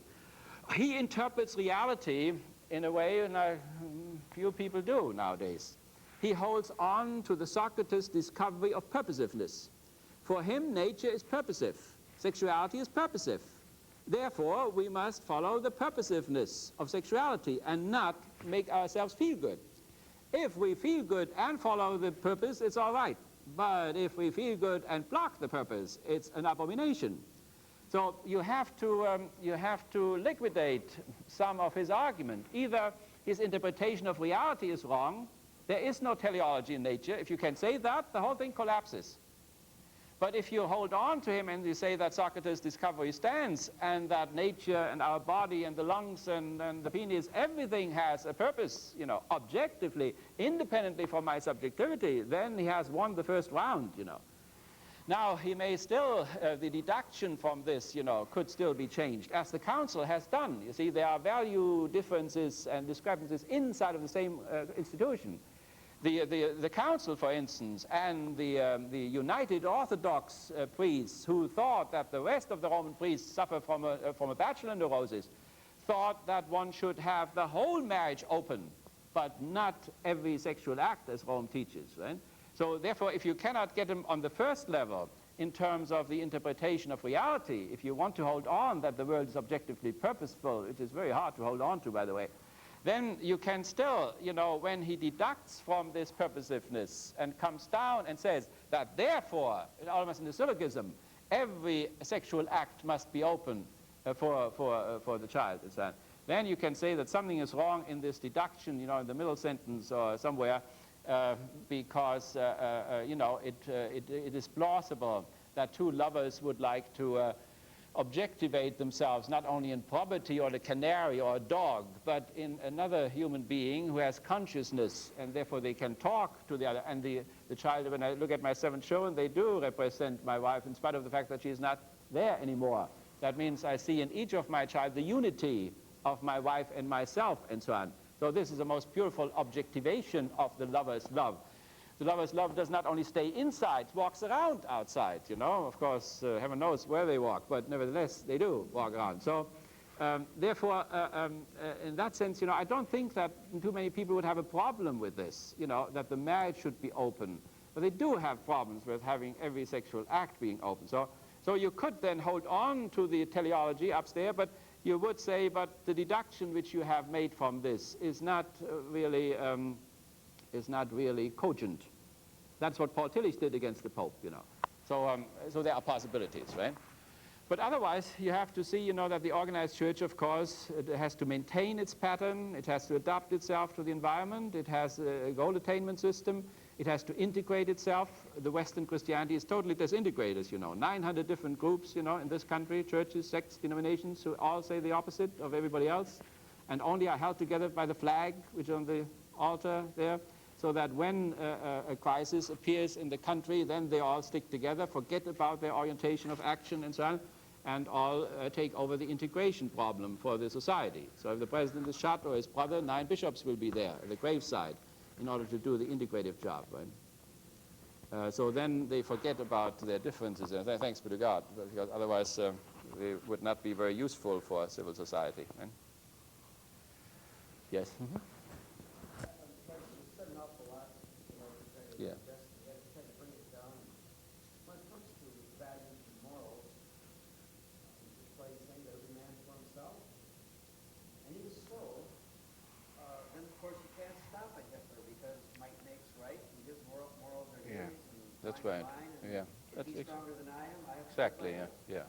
So what we usually say, you know, I did this because I felt I was right or so. Is not sufficient, because Hitler felt all the time that he was right, and so every gangster, you know, in Jackson prison and so on. So therefore, it must be rather argued instead of the old philosophy of subjectivity, in terms of intersubjectivity. Obviously, values are something intersubjective, and therefore, the only way how in the present situation with that split, how we can come to stable values would be in public discourse in which we come to a consensus about them, right? Because the withdrawal, every man is an island or so, you know, does not get us anywhere.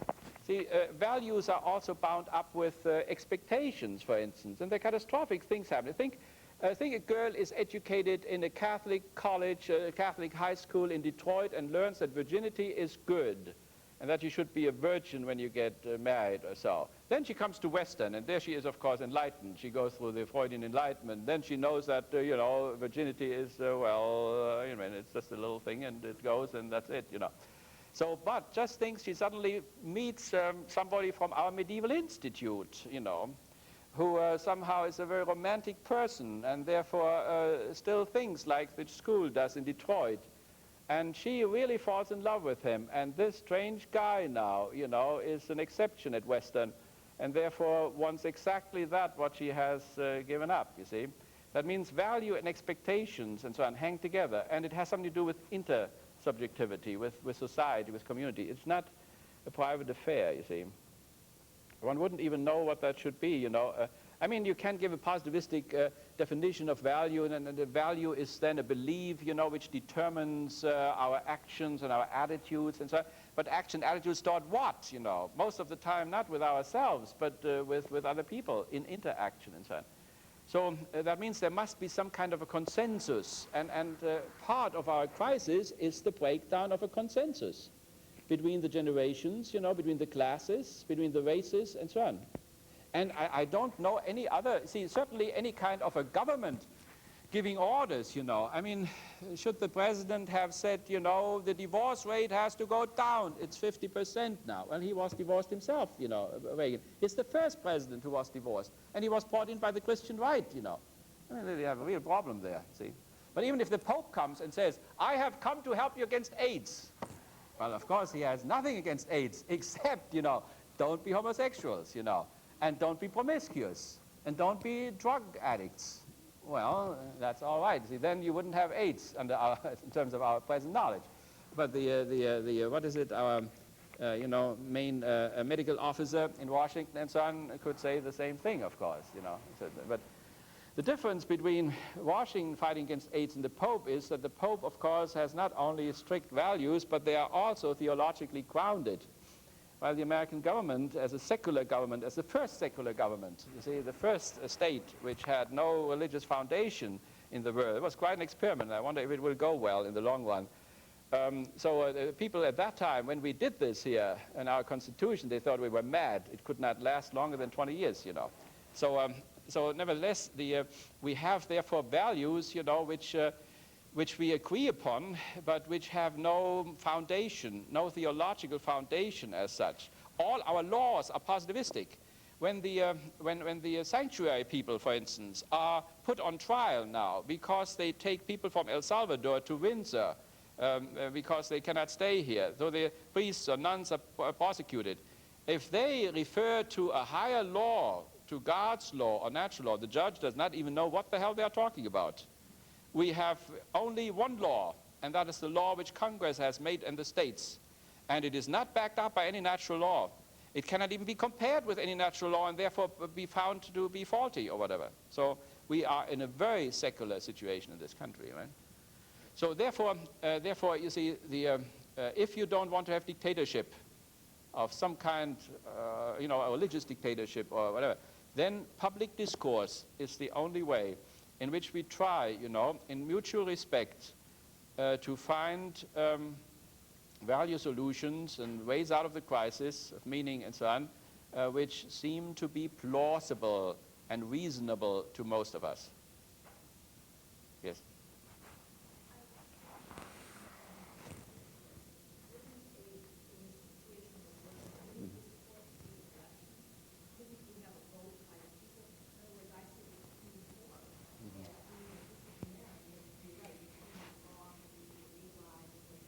Mm-hmm.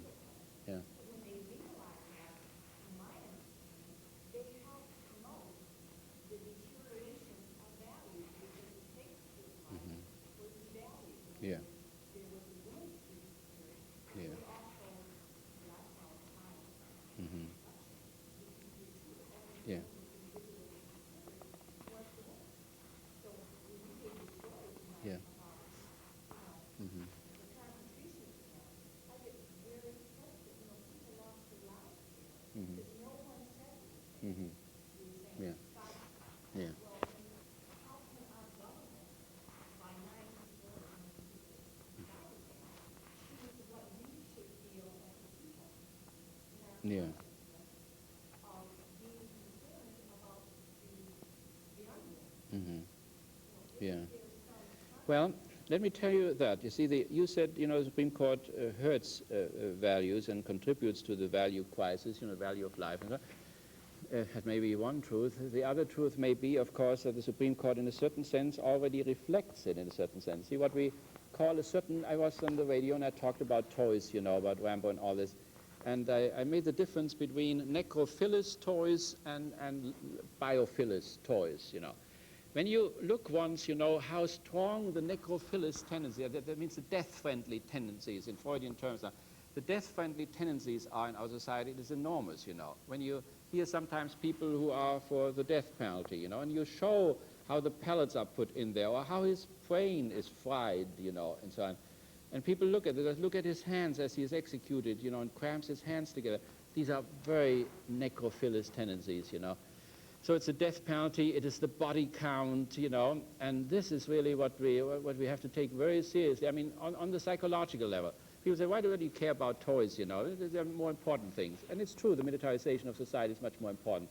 But it goes into the little psyche, you see. If you play these war games all the time, and you know it's the Russians. Rambo, you know, Rambo frees American prisoners, but it's a Russian colonel, of course, you know. And then, of course, Rambo is as evil as this colonel, you know.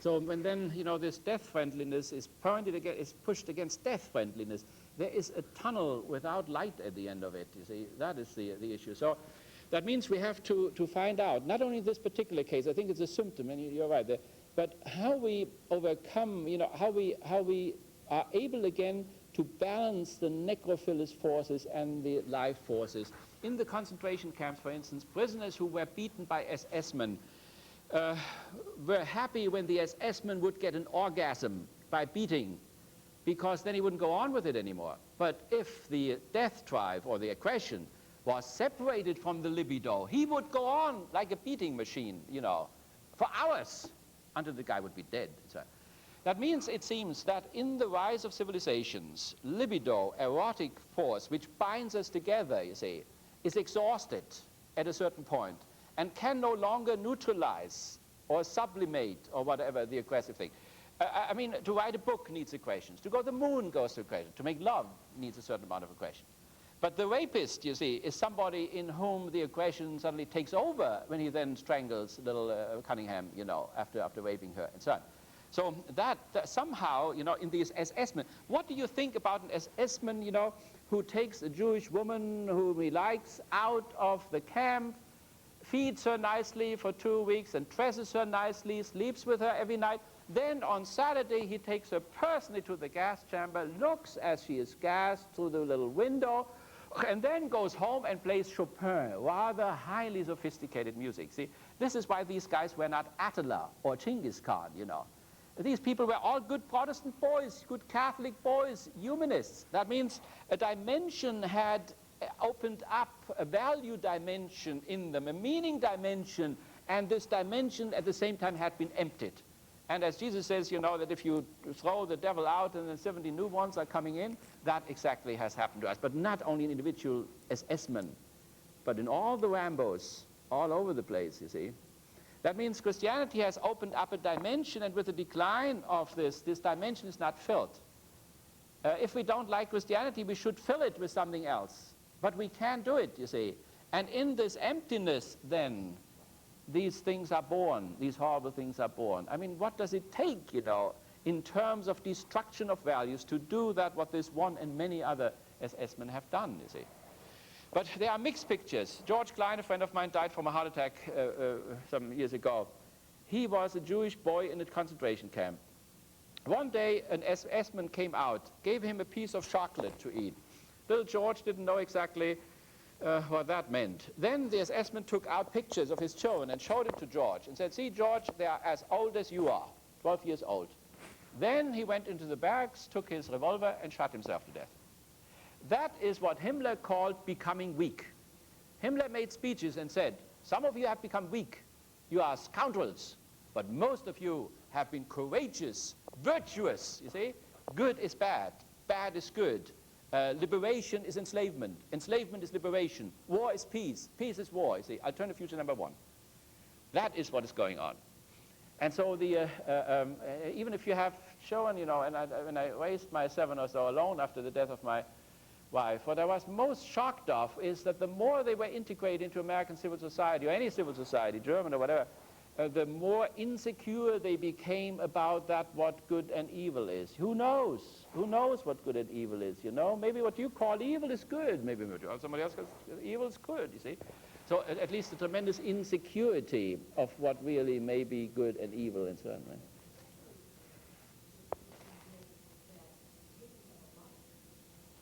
Yeah. Yeah. But you see, what I wanted to tell you with George Klein is that there was still something in these secularized SS-men, you see, what Himmler called weakness, that was a residual of a superego which had internalized still Christian or humanistic value. You should not kill, you see.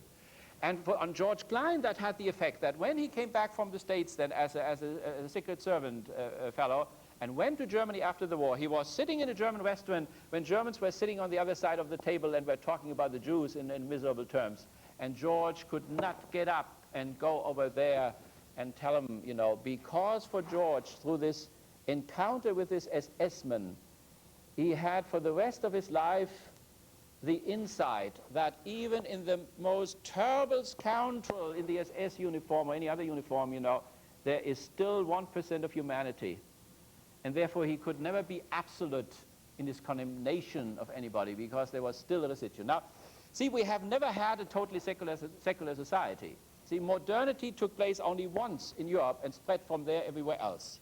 It started in China for a little while, but it didn't develop. It started in Greece for a little while. They had a steam engine, but they never put it into the landscape because they played with it. The Chinese had gunpowder, but they never put it into cannons. It only took off in the West.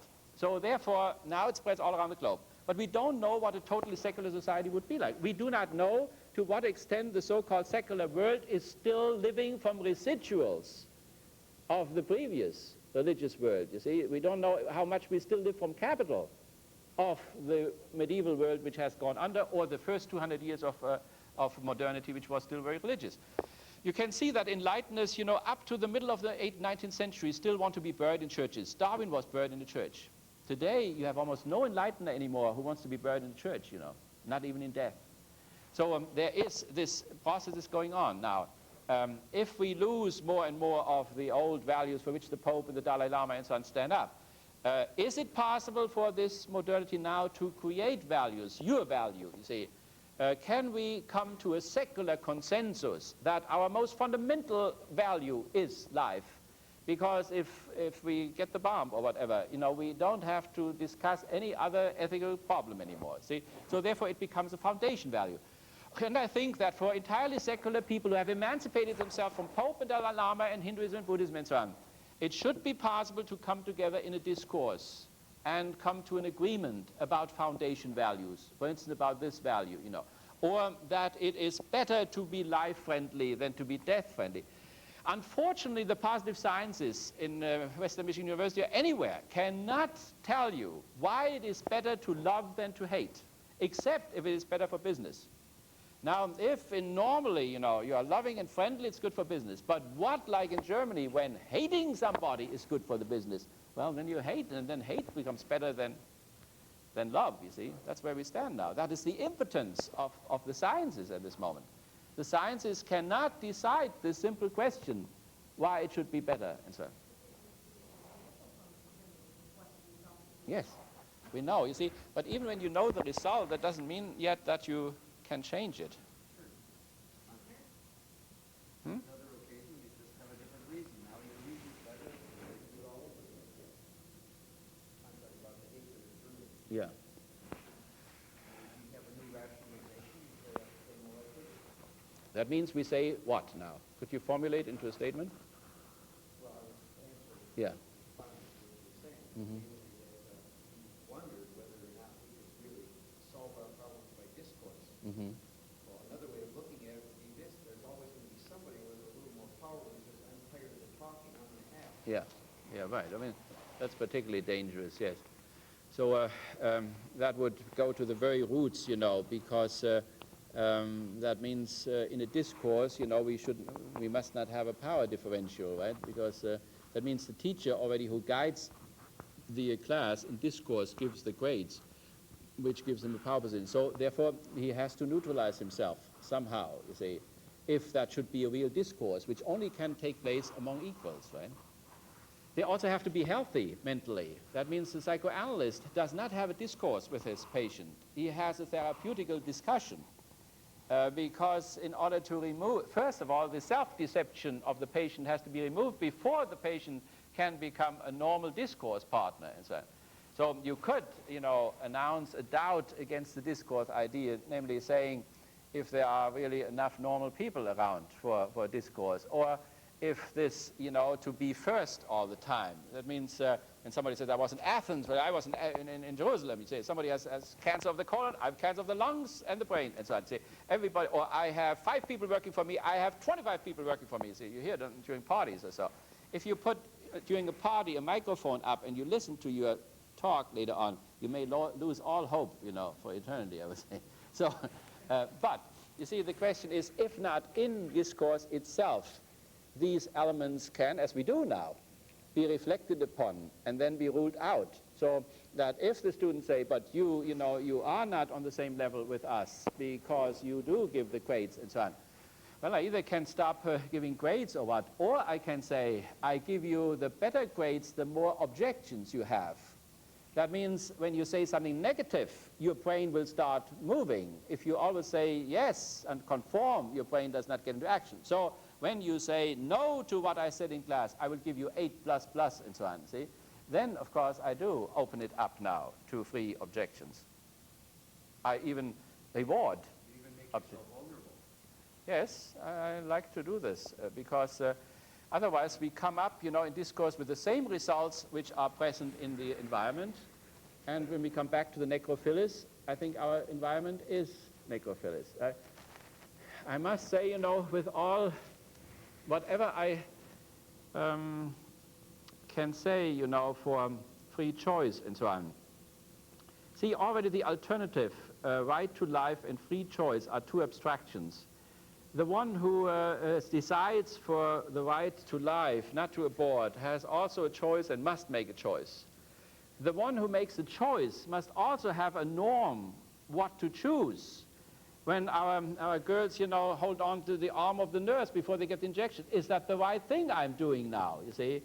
By simply relegating it to the right to privacy or so, we do not give her any kind of a norm or value yet. As a matter of fact, it's a cop-out. We make a cop-out. We say, we don't want to make this decision, you know. You make the decision. It's your womb, you see. And they burden her tremendously, you see. And life has its own mechanism. See, when she goes 6 years later, you know, and sees a 6-year-old playing, she says it was 6 years ago, you know. If you see people graduate from college, it was 18 years ago, or 21, 22 years ago. And nobody can take that away, you see. So, I mean, one can say, even in the extreme cases, you know, of rape and incest and so on, can one say that the removal of life is life-friendly when one says, you know, what will happen to this child when it remembers how it originated and so on? Can one liquidate life, you know, because life someday may not be going so well? I mean, if you take this as a criterion, you're almost close to the SS-men who decided between death and life on the basis of the production of surplus value. I mean, who the hell can decide, you know, if this child from rape or so will live a miserable life, and therefore it has to be liquidated now. But nevertheless, the immediate act is not a life-friendly act. No matter how strong and noble the motivation may be, it is in itself not a life-friendly act. It does away, and it's not a little person maybe, but it is a member of the human species. It will not be a frog when it comes out. It will not become a chimpanzee neither, not even close to it. After a year, it will go through an evolution which no chimpanzee goes through in its throat, and it begins to talk.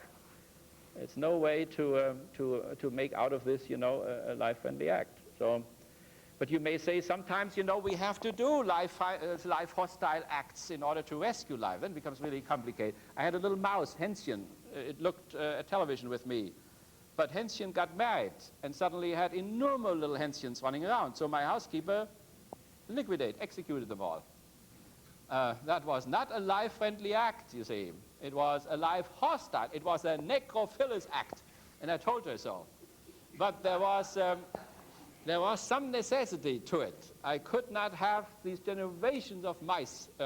I took the mouse outside, and I told Hänschen to walk outside. But when it got cold, he always came back again. And so did his children. So, I mean, but if you make it simple or so, I think, you know, in discourse, for instance, to identify the necrophilous tendencies in our society and to fight against them, to get a consensus to fight against them on all levels. But then I would also be consistent, you know. If I am for the life of the embryo, I cannot send ex-embryos, you know, into the next war or so, neither. I cannot put criminal ex-embryos and fry their brains, you know, on the electric chair. So if we recover our life-friendliness, that must also go into the toys, of course, right? And I was glad when I made research for it and went through the stores before I went on the radio. 2/3 of our playthings are life-friendly still, you know. So there is a real choice, and so one should not always point out the negative, but say, look. But when I looked at I peeked, you know, into people's carts when they rolled the thing out, and there were a lot of Rambos there, all over the G.I. Joes, and so. Yes, and of course I had them all under the Christmas tree, 1933 and 1939, you see. Little Stukas, little tin Russian soldiers, tin soldiers, German soldiers, tanks, best tanks, all under the Christmas tree. And then, of course, these children grew up, and then they had real Stukas, they had real tanks, and then they rolled into Russia, killed 25 million people, and then were killed themselves in Stalingrad and Kursk. So even those little things are not to be taken lightly, and one should, you know, in the family, in friendships and so on, one could say that to oneself, and one could indoctrinate oneself almost in all one's statements. Let me be life-friendly. Let me not be death-friendly. That is a fundamental value decision. One could start with this, and it doesn't have to be religious or secular. It doesn't matter in a certain sense. Let's be. And maybe that is the point where secularists and secular humanists and religious people would have the easiest time, maybe to come to a consensus. So it's not all hopeless. Okay, do we have? Okay, very good. You're welcome. Here are a few articles. If you want to take some material with you, that is all a Christmas present. The price on the top of it means nothing, okay? So it's all yours. You can pick it up.